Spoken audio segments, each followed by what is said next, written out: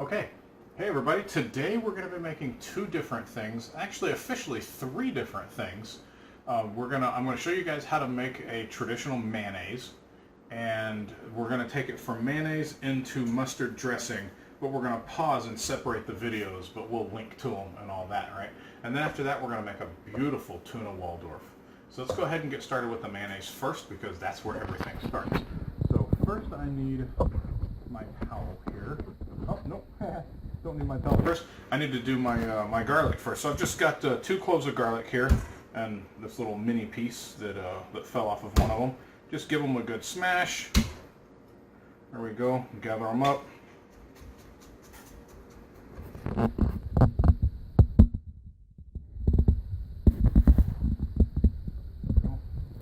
going to make these as small as I can a little bit later, because I'm kind of getting ahead of myself. I just said I wanted to start with the dressing. I mean with the mayonnaise. With the mayonnaise. Yeah, see, I can't even talk today. Okay, so for mayonnaise. Mayonnaise is like raw jalapeno, right? It's nothing but fat and oil.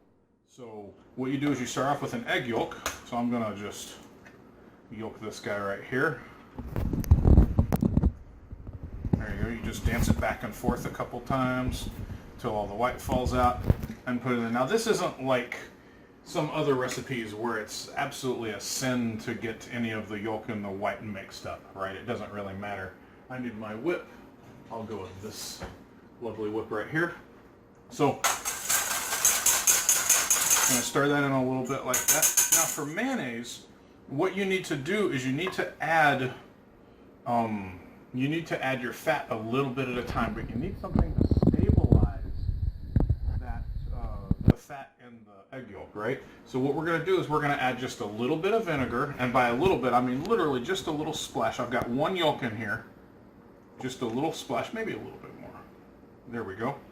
And a little bit of Dijon mustard as well. Now remember, this is just a regular sandwich mayonnaise, so I'm just going to put, if I can get that out of there, and I cannot, there we go, just literally just a little dot like that. It's not a tablespoon, it's not a teaspoon, it would be like a half or a quarter of a teaspoon, right? So I'm going to put those in there. I'm going to stir them, get them nice and mixed in. Now you can get somebody to help hold the bowl for you, but a lot of times you put this towel down, and if you get a bowl with a nice stable surface on it, you can see this really isn't going anywhere. But if you have that problem, you can push your stomach up against it like that, and then beat it against your stomach, and that'll help hold it in place. So we need to drizzle this oil in a little bit at a time, and this is where I'm going to need the camera a little bit tighter on the bowl if you can get it. Sure. The rule is basically 1 yolk will hold about a cup of oil. Now I'm going to measure everything for you today so you can make the exact dressing I'm making, but I never measure any of this. I've been doing this for so long. I haven't measured this in years, but I've got a cup of oil measured out here. Now this is where you're going to just barely drizzle it. You're going to start this in, and you're just going to barely drizzle it like that. See, that's a very thin stream that I'm starting with. There we go. Oops, that's too much. And you're just gonna, you got to do it really slow at first. The more you put in, the more it can take at once. And this is just pure corn oil?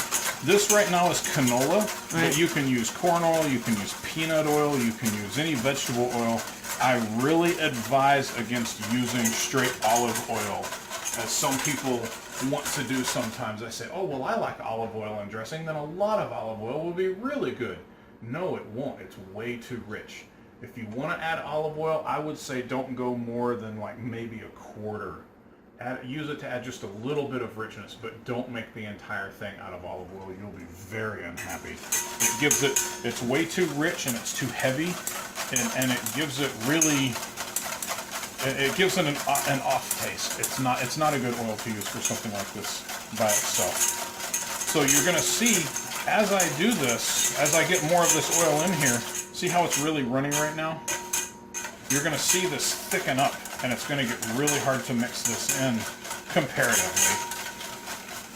So I'll start at a little bit more. So the more of this I add, the thicker it's going to get. Should we pause for the rest of the setting? No. Go ahead.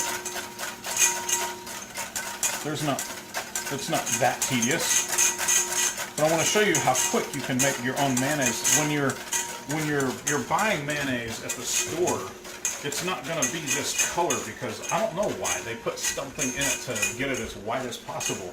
And homemade mayonnaise is yellow, but it's so much better than store-bought mayonnaise because not only A, again, you can control what you put in there.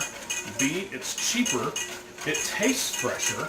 You can season it. You can flavor it. You could put curry in there, or you notice I say curry a lot, right? You can put basil in there. You can put anything you want in there, and of course you can put anything you want in the mayonnaise you get from the store too. Notice how I'm starting to increase how much of this I put in at once. And so you can put anything in there in the mayonnaise you get from the store too. But this is just much better mayonnaise. I actually couldn't eat mayonnaise. I thought it was disgusting until I had some from the chef.